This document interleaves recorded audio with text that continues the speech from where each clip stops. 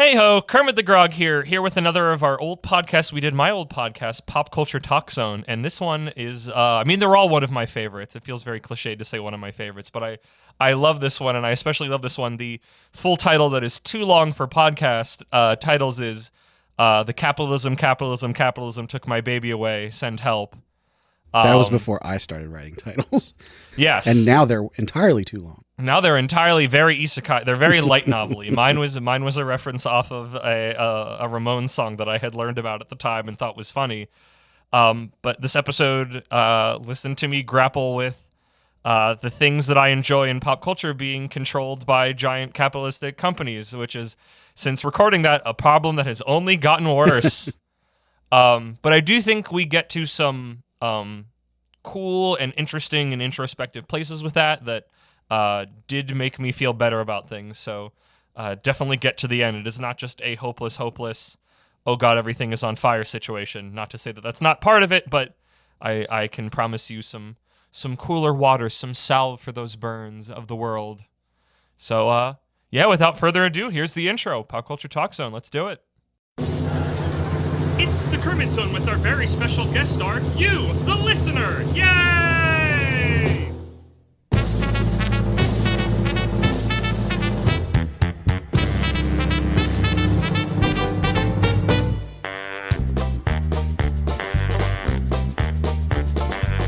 It's time to fetch your headphones. It's time to check the mics. It's time to chat pop culture on the Kermit Zone tonight. It's time now for a shake-up. It's time to go sit tight. It's time to start recording on the Kermit Zone tonight. Why do we always come here? I guess we'll never know. It's like a kind of torture to have to tape the show.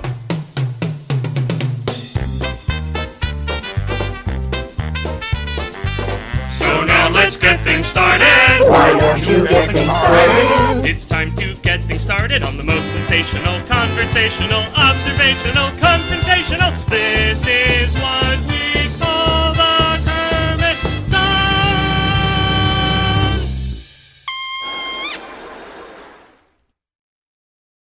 Howdy, everybody. It's time for a Pop Culture Talk Zone. Yay!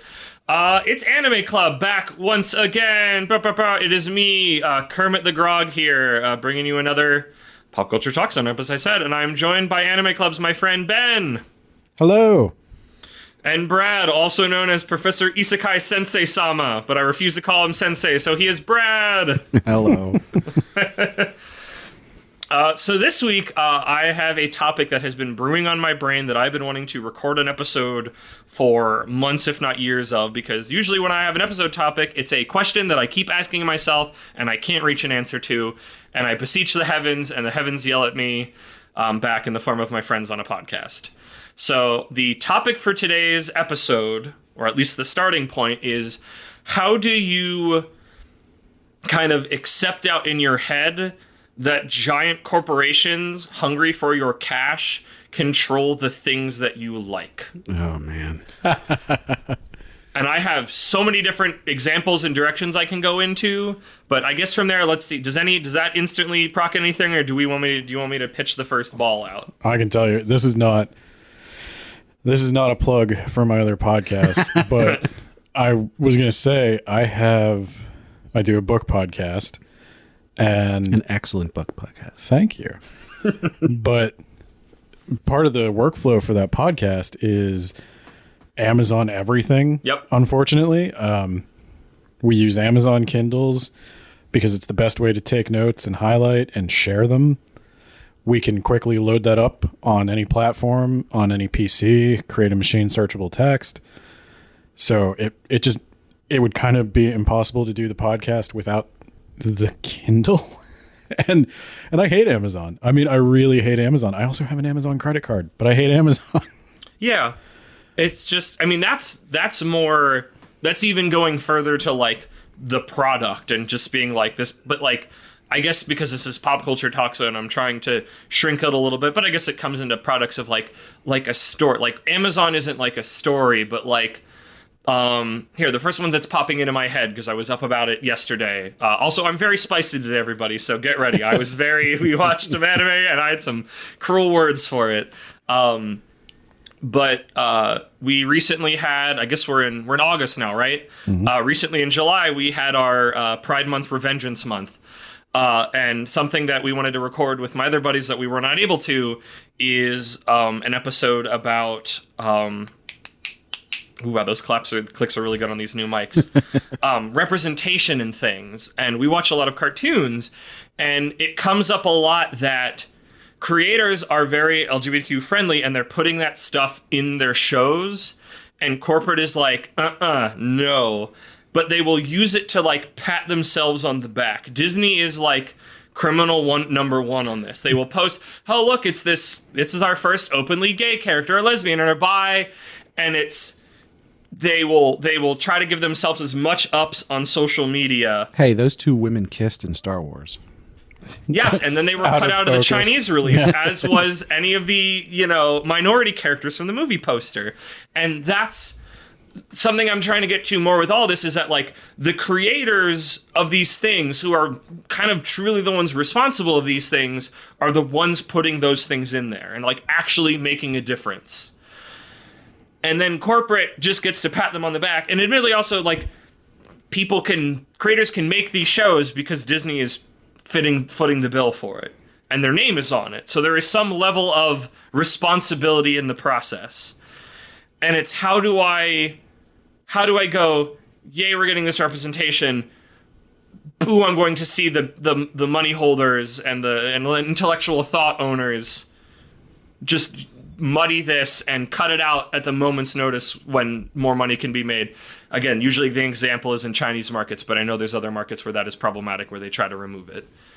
I think it's really a good idea that this particular conversation is limited to media, because, I don't think I'm going to lose any of your audience when I say, in my heart of hearts, I am a red-blooded communist. I am a progressive lefty who Brad, wants... put the USSR anthem underneath this then in post.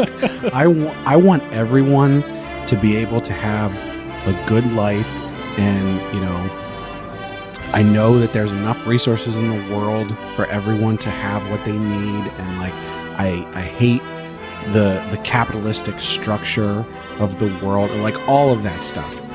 But that being said, I'm still relatively realist. Like, I understand this is the world we live in. This is the way it works. If most of us want to continue to have our lives as they exist now, then that structure has to stay in place to an extent. Yeah, maybe it can change over time, but as it is now, that's how it works. So when and the additional part of that is I very much enjoy a lot of different kinds of media. And so, you think about how do you deal with that conflict of, this is the world that I want to live in, but this is the world that I currently live in, and these are the things that I like, and they're controlled by this capitalistic structure. Yeah. There's things problematic in their construction, but the things that are problematic are not just in the innate act of creative creation. Right. Now, if we were to say as a whole, the entire world, not just media, let's have that conversation, then that just is so large and will run on forever. It's too big. Right. So when we limit it to just media and how we enjoy media, there's certain shortcuts we can use and different mental tricks that happen that allow us to sort of set aside that greater ideology and just get into that specific piece of media, live in that other fake world for a little while. And for me personally, a lot of it has to do with not thinking about it. What a solution. Which is sort of counter to our running theme on these podcasts, which is be more introspective and think about what you're doing more. Well, can I ask you a question, Andrew? Yeah. What do you think? So Brad brings up the interesting point of not thinking about it. So when do you find yourself thinking about it? Is it the fact that there's just, you know that companies got to make money and they're not going to do anything that alienates a significant amount of the population because they're going to lose customers. That's not surprising to you. When it becomes an issue is when it devolves into just outright hypocrisy, where they're like, we were always here for the LGBT community. We're going to put a rainbow on our logo. I mean, that's even just a small part of it. I mean, I have other examples that I'm sure I'll get to, but I feel like we can bridge from there is like the big monolith of, and a thing that I was literally grappling with earlier today is the monolith of Disney. Mm-hmm. And, probably from things that we've talked about before, if you've ever seen my podcast, that you've seen shots of my, apartment that I live in and the walls, my co-hosts can, confirm this. There's a lot of Disney art on these walls. I spent a couple of years of my life literally watching all of the mainline animated movies in order. I've seen all the Pixar ones, and obviously this was a number of years ago, but I've been to the parks a billion times. Disney owns a stake in my brain, whether I want it to or not. I forget how knowledgeable, and in moments where the information comes up, knowledgeable and particular about things in Disney, even though I tried not to too much. It's not I feel like that's not a part of me much, but I know it's still there. There's stuff I care about inside that monolith. But I also know they keep doing, in various spaces, really crappy things. Oh, yeah. As a business, and I go, how can I every time I like something, my brain presents any number of other things of, they didn't do that, that was kind of gross, this and that. And it's the newer piece of this that I kind of said earlier, though, that I'm also trying to come to terms with, is that idea that you can separate the content creator from the content, I guess we'll say publisher or producer or whatever you want to say it. Yeah. And being able to cut around my dinner meal on my plate to try to just get at the part of the people who have the most responsibility for it directly and give them ups while kind of dunking on the parent for not being good. So when you say that, this is going to tie into something that Ben and I have talked about before in relation to his podcast. Does the author's stance on certain things does that do the same thing for you? Where, can you separate the art from the artist? Right. When you're saying that Disney owns this and Disney does bad things, but the artist who makes it is just using Disney as a platform. What if the artist itself, what if they do something really good? And I'll use the example, J.K. Rowling, with Harry Potter, where that particular work, lots of people enjoy it. It's, it's a beloved property, but she's said some messed up stuff recently. And does that mean that you have to go, okay, even though I liked this before, now that she said that, I have to not like it now? Or can you just go, I'm just not going to buy it anymore. I enjoyed it. I'm going to hold on to that enjoyment, but I'm not going to support her. Or do you just separate it completely and say she's already incredibly rich, so what does it matter? We actually did an entire podcast on this before with my other co-host. So thanks, guys, for not listening to the episodes. No. But still, I don't get that far back. This, I kind of came to a conclusion on that because it's that's the conversation of, can you split the artist from the art? And this is can you split the artist from the machine? Because I like the artist, I like the art they're making, but it can only exist because of the monolith. And how can I come to terms with that? Because by interacting with it, I'm enabling the monolith. Okay, so I said that we shouldn't make this a bigger conversation than media, but I think there's a good example here in that, okay, the United States of America, the government of the United States of America has done some really messed up stuff and continues to do really messed up stuff.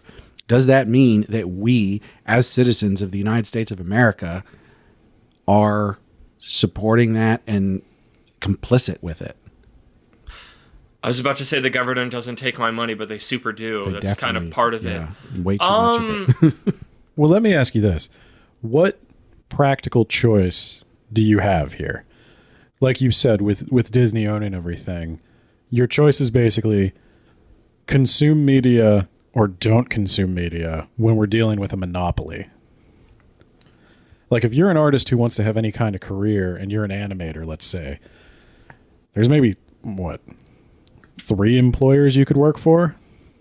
If you really wanted to have like a mainstream show, if you didn't want to have like an internet published thing. Yeah. All of them are problematic. Yeah, and they're all going to wind up having those issues. And so in a monopolistic system where there's Disney's, there's Amazon's, you could buy your copy of Das Kapital on Amazon and Jeff Bezos isn't going to care. It's just, what would you do? Are you ready to, like, are you asking, when do you draw the line and stop consuming all Disney products? I mean, I guess it's clearly I haven't been able to do that, but it's by enabling this or liking this, I feel like I'm also annoyed in pointing out the problematicness of the machine. Because it's like, that's the thing, is that the entire machine isn't corrupt. Because obviously there are these creators and other people in it who are there for genuine reasons that just want to make cool things and make cool experiences. But it always comes down to, and I guess this is actually a little bit what we talked about in Art v. Artist, and what you guys are getting at a little bit, is that how do I know where that line is? When do I know that my media hasn't been tainted by Big Brother Mickey? And not like, I feel like when I say it like that, it's in a very like paranoid propaganda way, but it's the frustration of, there's things that I like underneath this umbrella, and from my point of view, from the news I see, the umbrella keeps strangling the good people in it, quote unquote good people, to an extent, and coming to terms with that. To an extent, I think there's a problem where we want the mainstream art kind of is a feedback loop of mainstream opinion and influencing mainstream opinion. So Disney is going to be more accepting of LGBTQ characters in markets that already accept those people, which is why they remove characters from the Chinese poster, but they're more than happy to have them in the American poster. Disney, or on their Twitter. Disney has no moral beliefs, but it becomes an issue then, like the free market part would be tempted to say that, well, there you go, your entertainment's just a reflection of mainstream ideology. But if you have a monopoly, nobody can compete with you, and then you can kind of just dictate mainstream ideology. And that's where you get into a little bit of the corrupting influence of Disney. Is Disney actively suppressing progressive messages, progressive characters? I know it's not quite as political as that. No, but I think that's a good way to put it, is just like, because it is both, because it's like, obviously it is helping. A lot of their shows do have a lot of LGBTQ characters. There's a lot of progressiveness from the creators in their shows that are bankrupt by this. And I guess it's some of it is the, I as a person who has my morals want to live in a way that reflects those morals. And I like the places that I go and spend my money on to at least somewhat reflect those morals and not constantly step on them just for money. Because I guess, like, I understand sometimes it's like a company needs to make money. And it's me trying to find where that line of acceptability is of, hey, this is okay. Okay, this is too far. And being able to go, okay, this one's gross. But it's at the end of the day, it's like, this money is coming in to pay people so they can make a living wage, and they also get to make art that is then out in the world. And is that just, I just have to accept that's how it goes. If somebody wants to make that, they have to be a part of they have to be an element in the machine. And, you know, like we talked about, that kind of mainstream knowledge of it, and that's just the price you pay of it, and we just have to accept that's what it is. I think that, you know, that's something that comes up in just the general, you know, political nature of these kind of talks, is what is any one single person responsible for and what can they do? So, like, if you say, I don't like what Disney does overall, I don't want to support them, I don't want to give them my money. If you make that moral decision for yourself and you stop purchasing from them, does literally anything happen? No, but I don't like the answer, because the whole thing is it's that I don't think my behavior is going to change that much if I get my answer. I think it's that I need to reach some clarity to gain peace within myself, because it's like I can't escape. There are things outside of myself that means that I can't escape it. I've been to Disney World a lot with my family. They still want to go. I'm not going to go, no, I'm not going to Disney with my family because I'm upset at certain things they have done. Or like, I mean, not recently because of, quarantine stuff, but like I almost every year would go on a Disney cruise with my sister. And it's like, I don't want to stop doing that. Like, that's something that's really important to me. And I can't just go, I'm not going to do that because Disney is a monolith that makes me feel uncomfortable. Like, I can't do that. But I need to reach some sort of, I mean, like I said, that's what this podcast is out, is seeing if I can find a way to reach a peace with it that is not just being told you're like, I don't gain any comfort in going, you were so small as to be insignificant, so your behavior doesn't matter. Well, I know that's usually the answer people give in these situations. I've probably even given it to other people to tell them to not freak out about global warming, and I've literally done that to a friend of mine. That's literally what I was getting towards. But I want something. I want something else, I guess. I don't know. Well, let's flip it around for a second. Let's talk about global warming. Let's not do that. Let's not do that. We're talking about it as consumers. Correct. Let's talk about it as the artist. So at a certain point, I don't know if you have a specific artist in mind, or you could probably think of more shows than I could. I have a bunch I can think of right now is Dana Taras of Owl House. Okay. Literally went on a rant with this last night. We were watching the rest of season 2. I haven't seen that one, but I have heard, correct me if I'm wrong, I think I've heard somebody say like Steven Universe walked so Owl House could run or something like that. Yes, that is a very apt statement as someone who's kind of knowledgeable of those situations. Yeah, so who did Steven Universe? Was that Rebecca Sugar? Rebecca Sugar did Steven Universe, and literally was so annoyed at the company because they were going to cut the gay stuff out that she literally said, we're having a gay wedding and we're making it really plot important, so there's no way you can cut it. And so how many little compromises did Rebecca Sugar have to make to get that on the air finally? Because that's that is the place that I can go, change is happening begrudgingly to that. Back, I guess 2014, 2015, when Gravity Falls was coming out. The creator Alex Hirsch wanted to have like a gay couple in the background for, I think it was the episode Love God, like something small and insignificant in the background, and Disney said, no, not at all. Yeah. And now we have other shows coming out under Disney that are like, it's a constant, like all of them are fighting really hard. And I guess when I'm viewing it like that from the artist point of view, I guess that's maybe where I get more of mine when I'm seeing them, when they're talking about on Twitter and other places of the fights and the battles to get these things on air against this giant corporate overlord going, no, we're not going to do that.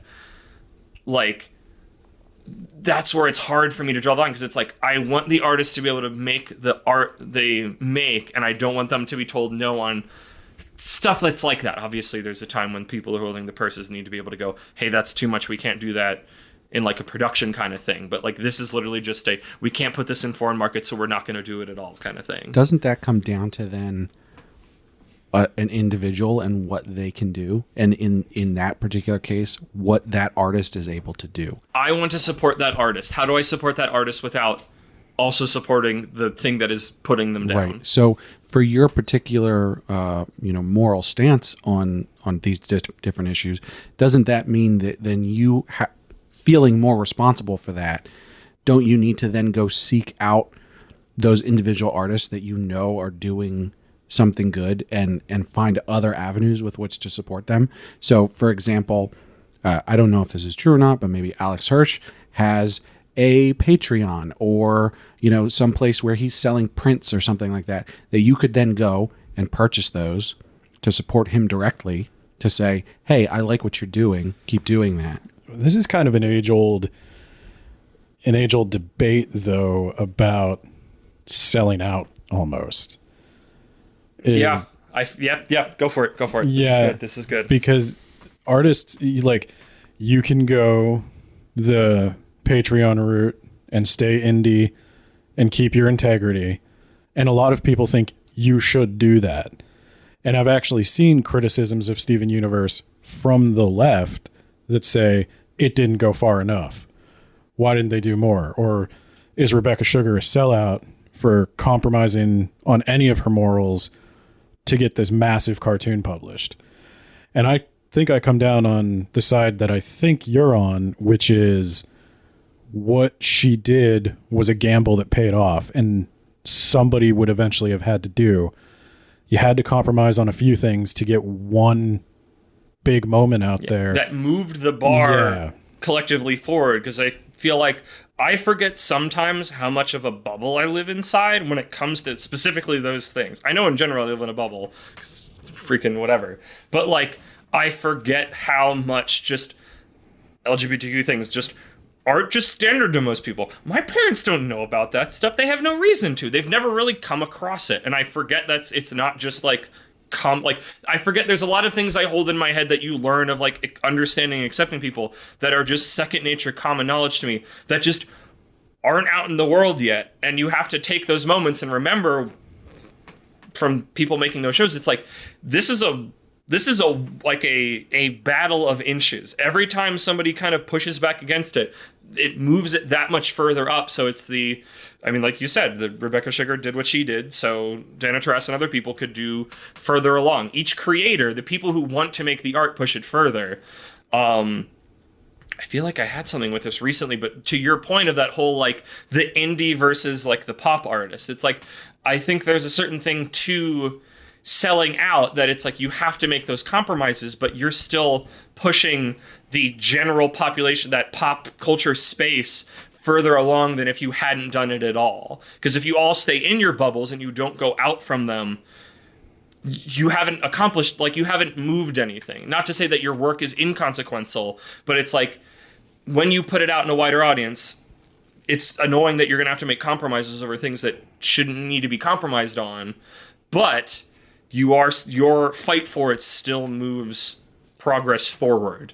Well, and that's, especially difficult for somebody like you who very much values the original and the unique, and you don't want to see the same cookie cutter cartoons over and over again. You don't want to see the next superhero movie that's just like the first superhero movie. You want them to bring original art to the table, but from the corporate side, what people like is what they've seen before. And so you need people on the inside who are willing to compromise and push the envelope a little bit. And you need the indie people who are willing to go out there and just do crazy stuff. But I think, at least it's something I've noticed in books and music and other things, when you're young, it's a lot more easy to be the rebel and the one who's insisting on indie everything all the time. And then as you grow up and you start thinking about things like health insurance, you think your artist should have those things too. You can't be a rebel forever. Yeah. Eventually, what we would like to see is the mainstream. What if I told you everybody could have health insurance?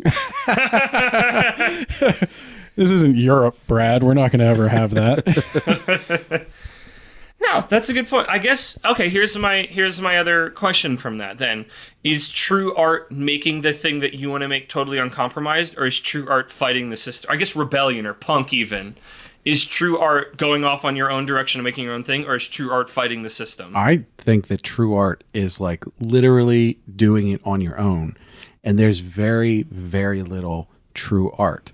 However, I don't think that non-true art is any less valuable. It's just a different thing. I agree with you, but I think the people who use the phrase true art think only true art is valuable. Yeah. And that's why it's true. And I disagree with those people. I guess punk. Yeah. We'll say punk. Yeah. Learned like it's the I know part of punk is like the DIY nature of it, but obviously as we've talked about, that's not always possible.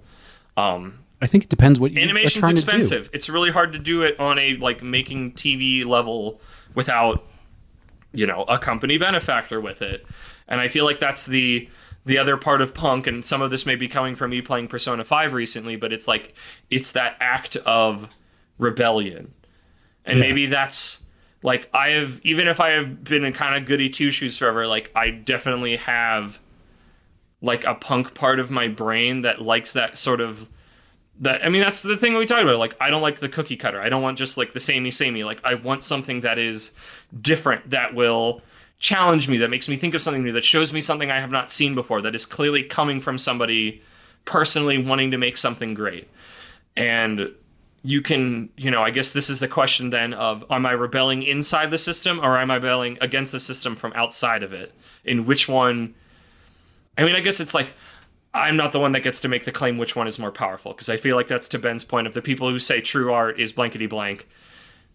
They're going to be specific about it. They're going to be hoity-toity about it even. And doesn't that come down to what the individual artist wants to do? Like, what do they feel their art, the purpose of their art is? Because if, in the case of Rebecca Sugar, if the purpose of her art is to, bring a wider audience to LGBTQ things, whatever that might be, then it behooves her to get into a system like a Disney where she can reach many more people, even if she has to fight inside of that system to actually get the proper message in there.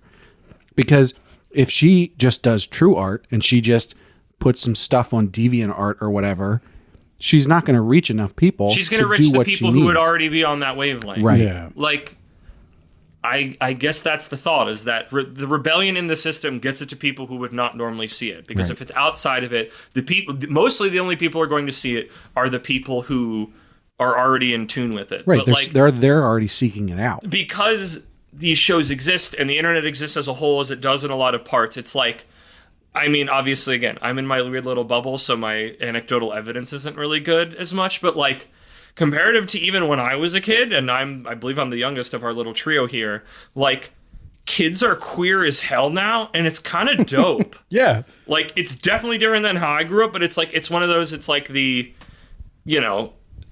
I did this, and not me personally, obviously. I don't want to give myself that pat on the back like my buddy Jared did on my special episode. He earned that one. But it's like that thing. It's like, this is the spots we're not thinking about because we're jaded adults. But to somebody out there, that moment of, the gay kiss on screen will be like the life changer for them. And maybe that's what I need to look at this. My solace is that I'm approaching this like a jaded adult who isn't thinking about those small victories as meaningful as they are. Can I know you have your zones. Go for it. But I have my corners. And I have my douche philosophy corner. And have you ever heard of the Buddhist concept of the middle path?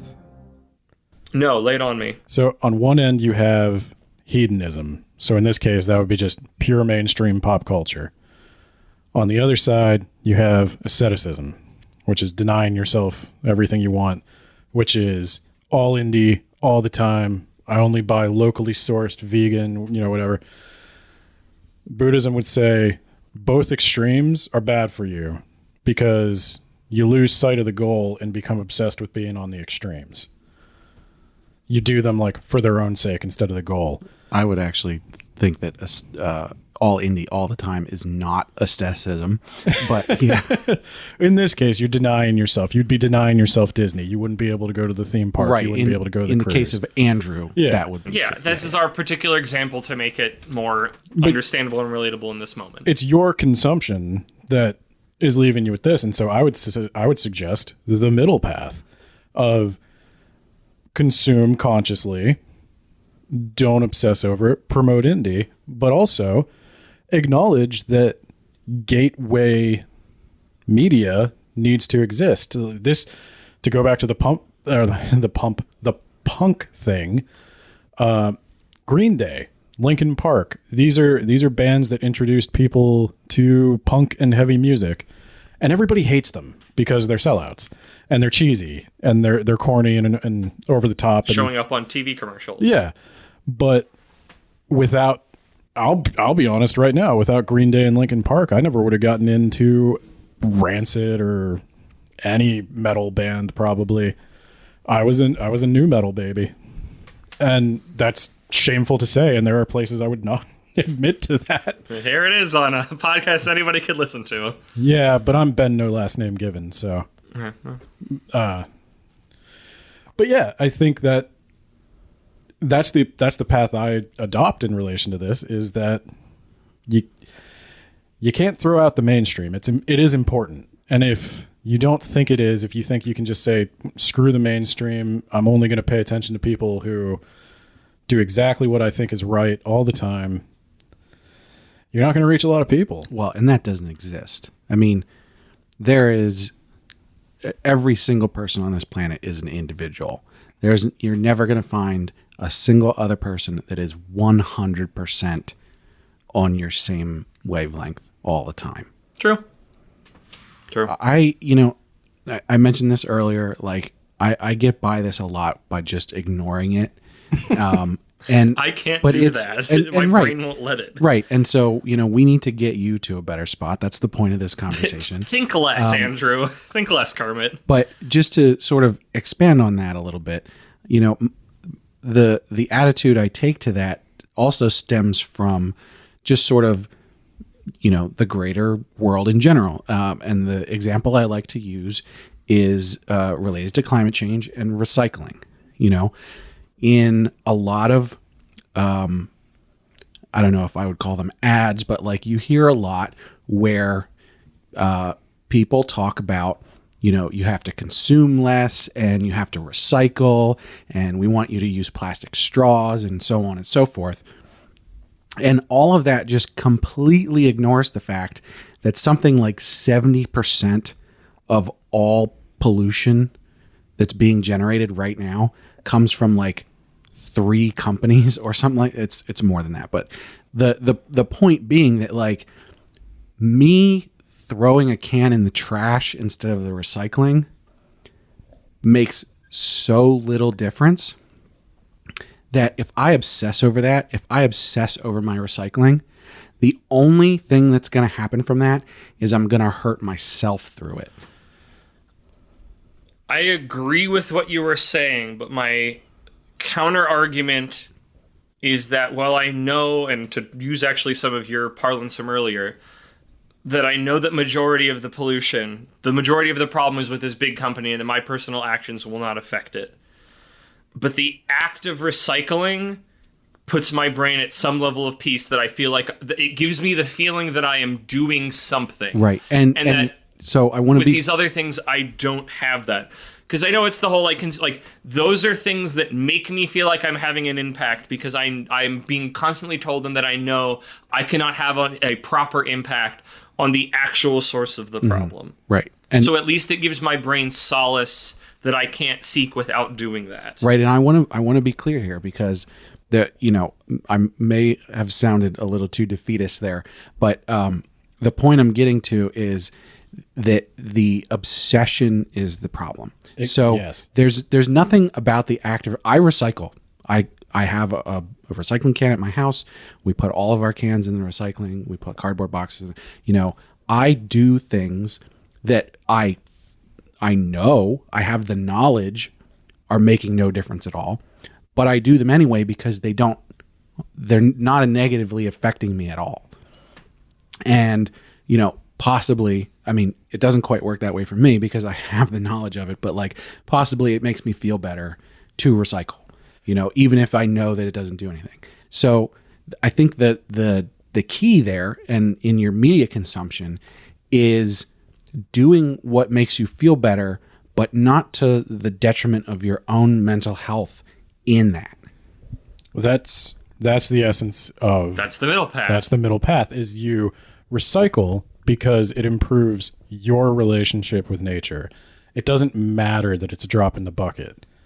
It matters that it's a ritual that you can do mindfully to think about just nature for that one moment where you're not throwing it in the trash can, you're throwing it in the recycle bin.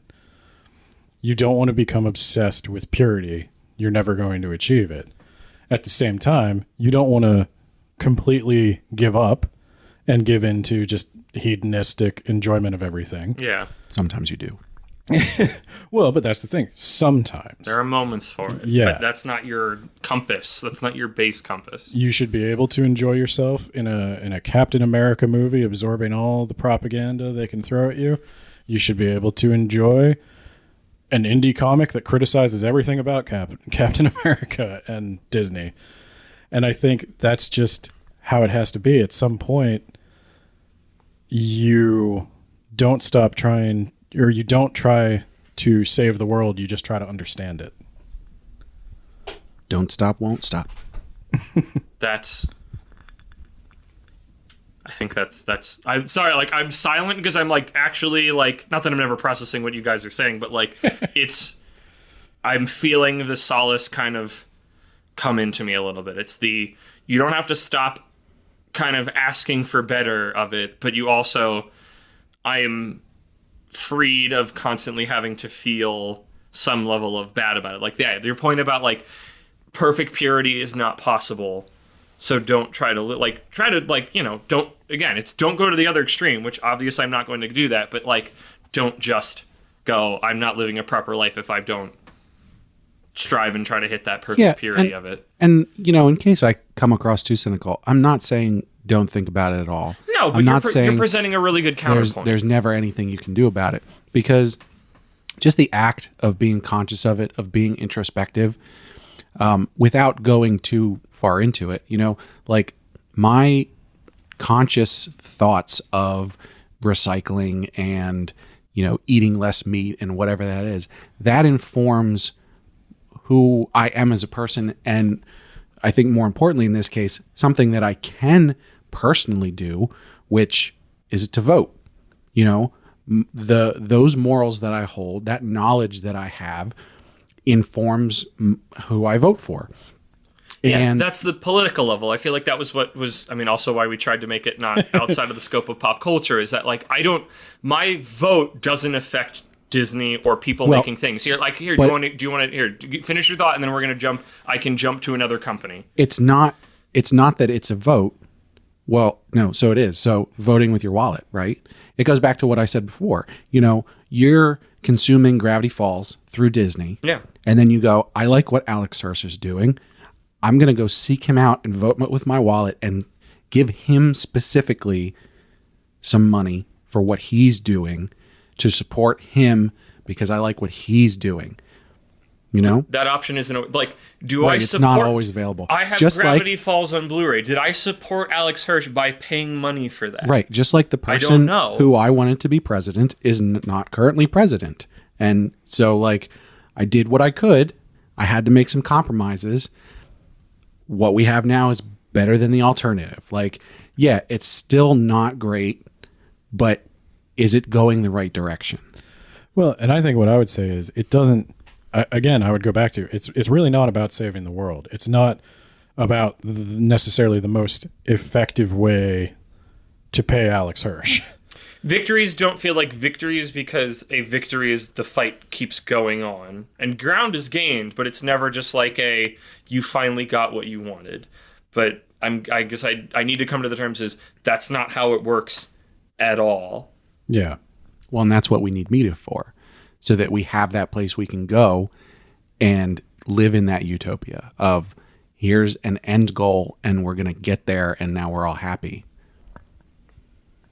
Yeah, I guess for both pop culture and outward, it's it's that idea of don't go to the other extremes, which I also feel like the middle path feels very apt to this podcast. I feel like that and conscious consumption are like the two lessons we always reach for the most part. And I don't think they're bad. I just think that's interesting. At least we're consistent. Yeah, true. So it's very Buddhist. You're talking mindfulness. You're talking middle path. There you go. Maybe I got to learn how to be a Buddhist. I don't know. I'll get you the 8 Noble Truths. I got some light literature in my backpack. I got the belly Maybe already. This will turn into Kermit's pop culture Buddhist zone.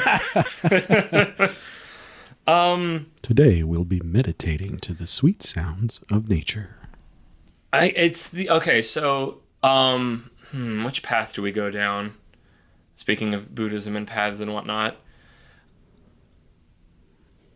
I guess we did the thing where there is an artist involved that has a vision. how do you then process of the artist made a great work in company, the artist leaves just by virtue of doing other things or just time going by, years, decades later, company picks up thing and animates the husk. Well, this is where I told you guys back when we were talking canon, I don't recognize Disney's authority with Star Wars. There are certain things, like there will never be Lord of the Rings without Tolkien. There, in my opinion, Disney didn't bring back Star Wars. They brought back something else that looked like it. And I'll reiterate what I said, which was I'm going to enjoy those things on their own, you know, as they exist, if they're good or bad. And, you know, I'm going to use my own judgment whether I put that into my own headcanon or not, whether or not it fits within that.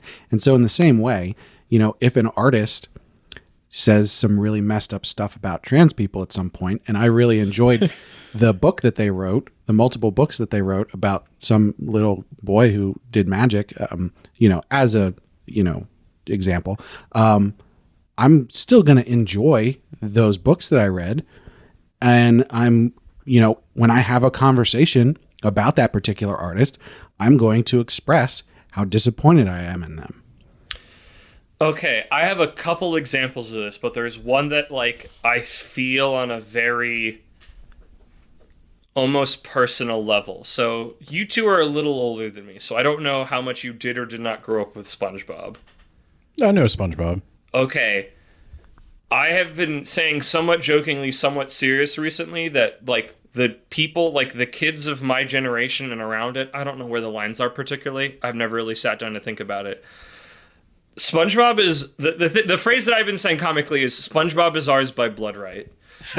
We literally had a phrase when we were in college and we were out to dinner that always, without fail, at least one person would just over the course of things make a SpongeBob reference, and we'd go, there it is.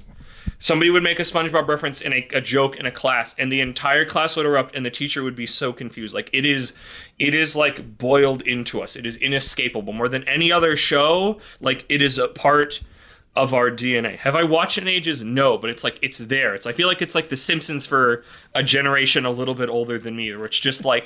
Yeah. You're familiar with the SpongeBob picture memes online, right? There's a lot of them. Right, there's a lot. Did you know that about 75% of them are from a single episode of SpongeBob? I did not know that, but it doesn't surprise me. Because there's just... So here is the layering in. So the creator... Oh, if I screw this up, I'm going to be so cross with myself, because it'd be really disrespectful. If memory serves, the creator's name is Steven Hillenburg. Yes. Mm-hmm. Who has since left us. He has passed in the last year or more. It was longer than a year. Okay, gosh darn it. Well, we skipped a whole year, so Don't beat yourself up too much over the Hillenburg lore. No. I want to do proper respect of, because this is literally this is a show that is clearly important to me. Even if I don't feel strong, it is just written into me and just gives me an instant ability to connect with other people around my age. It's a thing that is there. It is just a moment of connectivity that wouldn't be there otherwise, more than anything else. So he explicitly said before he died, please do not make this child spin-off of this. Explicitly asked it. And within barely a few years of him being cold in the ground, Nickelodeon went directly against this man's wishes. The thing that, the man who made them, the juggernaut of, the 2000s, that made them so much money hand over fist. He was barely cold, and they instantly went across his wishes to make a spin-off he explicitly asked not to make. Interesting. I didn't know this. Oh, yeah. Is it airing yet? It is. It's been airing. I've never even seen it. It's Camp Cora, I believe. Yeah. It's a prequel when they're kids with Patrick. I don't even know. We come back to the artist thing of the human element of this man who made this thing that is very important to me and a lot of people I know had his express wishes as a living being on this planet. Please don't do this. I've made you enough money. They made so many seasons of SpongeBob. I don't even know if it's done or not yet. Ungodly amounts of money has come in from SpongeBob. Could you please not do this one thing? And it's not like they waited 10 years or 5 years. They barely waited a year when he died to do that. And it's that's like, I can't wrap my head around, like, that's messed up. Like, But- that is such but- a disrespect, but like, I don't have any power over that. Well, but also, would SpongeBob exist without Nickelodeon? But like that, this is where we come to, and in this case, literally where the corporation is puppeting the thing that people have a connection to in this like freaking Five Nights at Freddy's with the exoskeleton inside of a human being. Like it is like a dance macabre. Like it's just like like I know, okay. This is a show about pop culture. At the end of the day, people are starving places. All of this doesn't matter. But there's like a certain way, because that's the whole thing, is like you make connections with these things. You make connections with these characters that a single human and other people help bring to life. And to see them puppeted around. I feel like actually, Ben, you calling upon the continuity thing is like a really good thing with like Tolkien and Disney with Star Wars. It's like a really good example of like you grew up, you make connections with these things. You know, because genuine artists make genuine art, even if they were inside these things, which we've already learned to accept in this episode. But just to see it, like again, in this case, literally he died, like a corpse reanimated just for money. Well, yeah, and in this case, it's not even morally gray. It's obviously disrespectful. Yeah. And like, that's gross. it is gross, but I would go back to... So you mentioned this in conjunction with how do I justify consuming products? Are you consuming other Nickelodeon products? Was this a straw that like... No, but this is a company I cared about, and I thought I want to think better of them, and actually have a really good segue from that when we finish this segment. Because, and again, we go back to the Disney thing. I know there are good creative people inside that company, and I also, as we've clearly just stated, and in my tone and the way that my voice changed, like, I have a lot of respect for Steven Hillenburg for making this thing that's really important to me in my generation, that, like, literally brings me joy on a daily basis via memes and just connecting with people over it. Again, it's not like I talk about it, but, like, it's just, like, it is just the fabric of my generation. Like, and So do you feel like this back taints some of the SpongeBob stuff you enjoyed, knowing that it came from this somewhat toxic environment? I think it further jades me against companies moving into the future, and the world is a little less bright because of that. That I can see, like, that this is, like, it's seeing this happen and knowing it can only get worse from here. What if I told you that you really shouldn't put any kind of trust or stock into any large company? You're very right. Because That is definitely a lesson I need to internalize, because I'm bad at it. there's plenty of companies that do good things here and there, but like at the end of the day, especially if it's a publicly traded company, their sole purpose is to make money. And they're going to do what they think is best. And by they, I mean like a whole bunch of executives, because it's never just a single person, almost never. Well, And they're going to do what they need to do to make money off of whatever they can, whatever fits into their wheelhouse. well, to an extent, you never step in the same river twice. So you can love... Super philosophical today. I know, you're in my corner now. So I've exited my zone. the companies make a very conscious effort to engage with consumers on a personal level. That's key thing of advertising. Tell them a story, make them see you as a human. That's what they do, but they're not. And the people change, and it's very possible. I don't know the Hillenburg situation. I mean, that's a very short turnaround, but usually the reason they wait 10 years is not out of any like mourning period or anything like that. It's usually because it takes about 10 years for the guard to change at the top of the company, and the new guys don't care anymore. And so I get that. that's just part of it. Is there are so many companies that like, Blizzard. Oh, Blizzard is very justifiably on fire. Yeah, Blizzard Activision, isn't it? Yeah, that is a whole situation, and like that one's easier because I didn't really like any things they made before, and I extra can stay away from them now and go, that is a burning ship, and I hope it burns to the ground. Well, me too, but I was, the Blizzard of my youth no longer exists. No. I played Diablo 2, I played World of Warcraft, and yeah, a lot of those guys who were there at the beginning are part of the problem, don't get me wrong, but that company holds those things that were a part of your childhood now and puppets them without feeling. I just have to let them fade into the past because they're not mine anymore. They're not the thing I knew.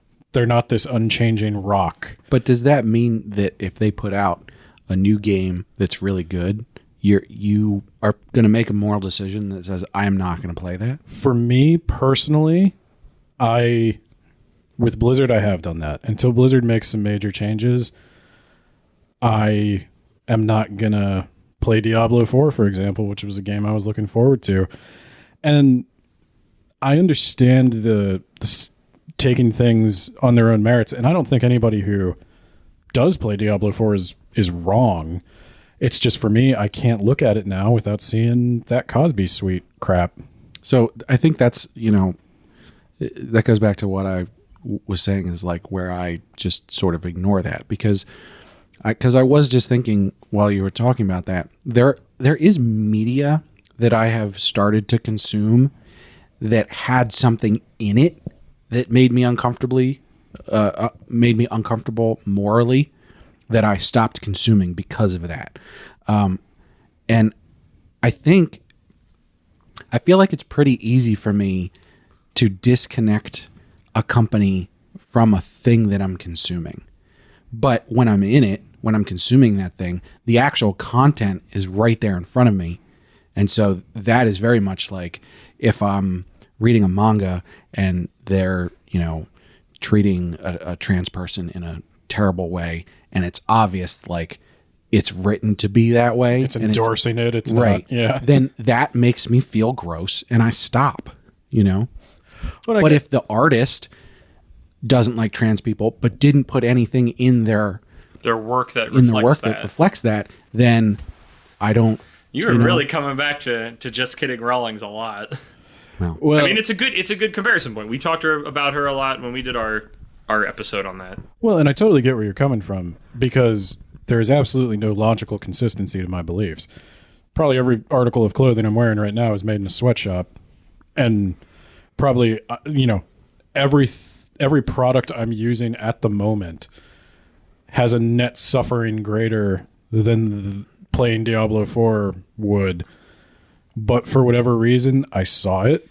I related to it. I connected as a human being to that story, and I can't unsee it. And it just connected Diablo 4 with that crap in my head, and I can't break it. And in relation to, the whole point of this conversation in working through this, that I think it's important to keep in mind, though, your lack of playing Diablo 4, you choosing not to do that, isn't hurting you in any way. No. It's not. No. It's not going to cause you to go into depression or anything like that. And so, as a moral choice, frankly, it's pretty easy to make. And I guess that's sort of the thing is like, do we make the hard moral choices? But in terms of media consumption, a lot of the time, it's very easy to make that choice to say, I'm not going to consume this thing because it's not going to harm me to not consume it. Well, and I also don't make the choice to not play Diablo 4 to hurt Blizzard. I don't, like you've said, I don't think I can hurt Blizzard by withholding my one purchase. It's just because those events connected in my head, every time I would fire up that game, I would think about this stuff that happened, and I'd think, I just don't want to do it. And so that's where I said it's that act of recycling. I know it's not doing necessarily what needs to be done to save the planet or to end abuse or anything like that, but it's just my own little ritual with it. So, yeah. Do you think that any part of what we've discussed here changes the way that you're going to consume media? Yes. I don't think I'm done unraveling this. I think I have a little thread to what might be another episode. Hashtag content. Yeah. No, I mean, and again, this is another thing actually I want to talk about, and it leads it well, and I don't want to say it too much because we tried this one with just kind of me having a topic and going on it, and I feel like so far at least it's worked better. Maybe this will get cut. I don't know. I'm not But, going to cut anything. Am I feeling too much as a human being to be upset when that I see these husks of things being popular and making money? Because it makes me feel like I'm crazy. I think it's fine to speak against it, to say why you feel that way. But then I think for your own mental health, you kind of need to let it go. Because Let's also not forget that you have a platform with which you can express your dissatisfaction. But everybody, like, that is also another my thing, and this we are definitely flowing into another episode topic that I've been wanting to do. But like,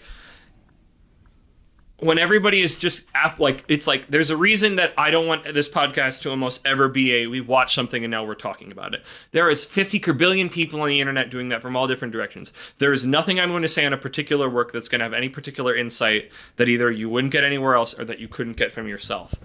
This is why I like this podcast being about pop culture as a whole, that you can go around and pick and choose, because otherwise I don't have the own creativity that it's just like we watch some episodes and it's mostly just I like this, I didn't like this. Like, I find that kind of approach to something meaningless. But isn't this But it's particular popular. episode doing just that? No, Even though I'm not talking about we literally sat down and we watched episode 3 of whatever we watched, and we're going to go over the episode and we're going to tell what happened, and I'm going to point out the things that I liked and the things that I don't.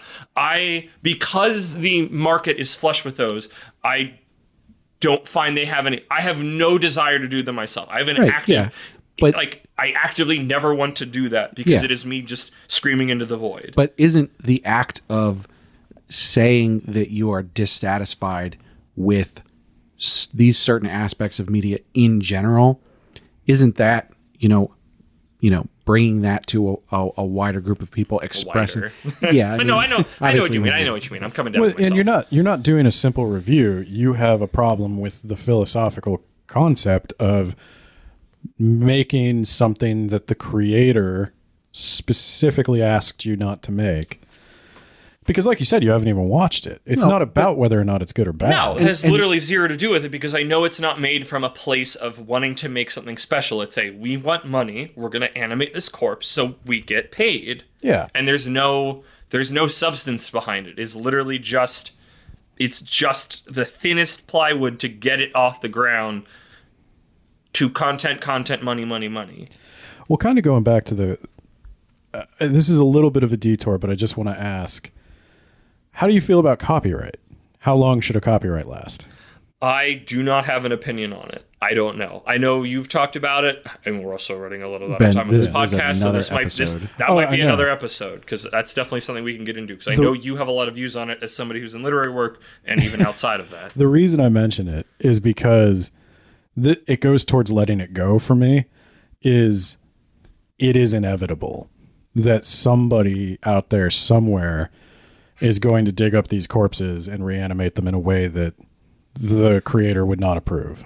Okay, I want to have this conversation so bad because I have points I can go from that. So Next time on Pop Culture Talk Zone. you know what? Do a part 2? It'll be next time. It's not necessarily a part 2. So next time we will talk about copyright and the idea of things that are like the like lifelines of things, and things being picked up and things being put away, and things being respected even if they're different, and things being disrespectful. So I think that's actually a very good jumping off point for next time. So I feel like to wrap this up, we'll state the lessons we have learned.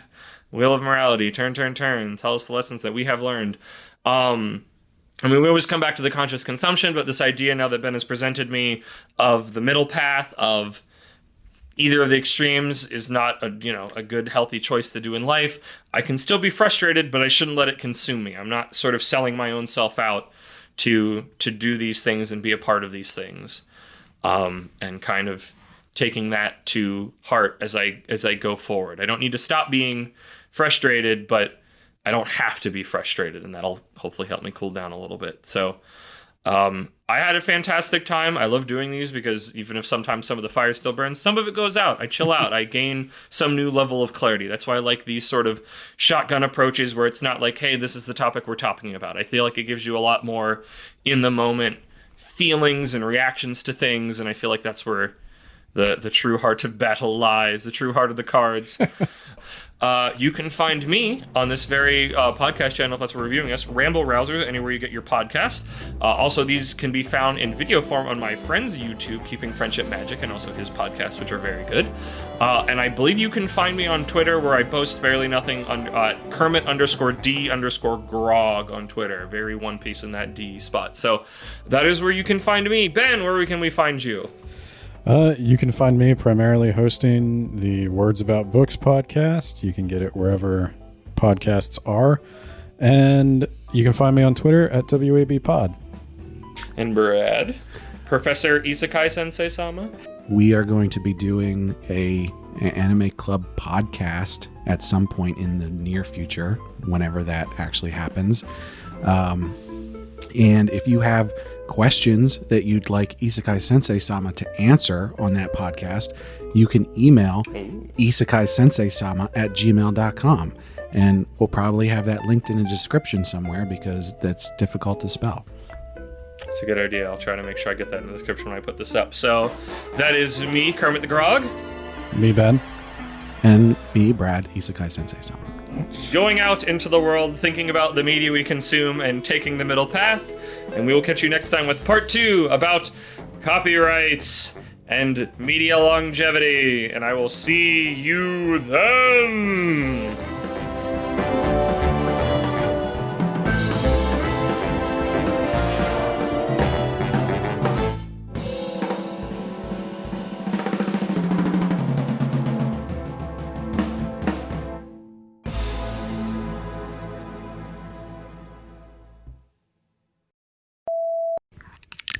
Ooh, that's good. Getting the Foley work in there. Ooh, Okay, here's the big business here. And ooh. Oh gosh. Why do every time you do this it fizzes all over my freaking carpet? I'll do the thing where we go, oh man, we turned Andrew down too. We should have turned him down lower, because when I go into host mode, it gets a notch louder unintentionally. I think you're going to be good. I gave you some extra room. Thank you. Are we ready? I'm ready. I'm going to try a new intro. Oh, totally before we screw start, myself over by calling my shot. Ben doesn't want a cool name, and you're not going to call me Sensei. No. I'll call you Sensei if you want me to call you Sensei. I was about to tell Andrew to host me, Daddy. No, give me the funky outer. Give me the funky outro. No, I didn't tell a joke. Give me the funky outro. Woo! I want to take the middle path by vibrating violently between both extremes. Like the Flash. I'll consult the Buddha.